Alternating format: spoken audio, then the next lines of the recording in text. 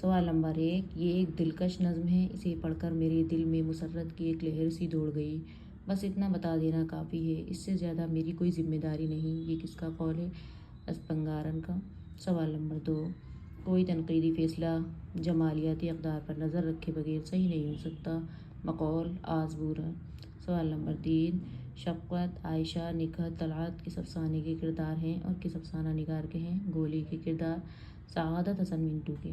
سوال number 4، doctor Rather, Nasima, رمضان علی شاہ، مولوی صباح الدین کس افسانے کے کردار ہیں اور کس افسانہ نگار کے ہیں؟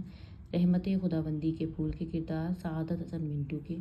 سوال نمبر 5، ماسٹر رام چندر، مولوی امام بخش صاحبائی، مولوی مملوک علی کس کالج کے اساتذہ تھے؟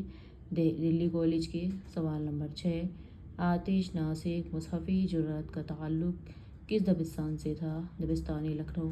سوال نمبر 7، رسالہ شب خوں کہاں سے نکلتا ہے اور اس کے ایڈیٹر کون ہیں؟ الہ آباد سے نکلتا ہے۔ اس کے ایڈیٹر شمس الرحمن فاروقی صاحب ہیں۔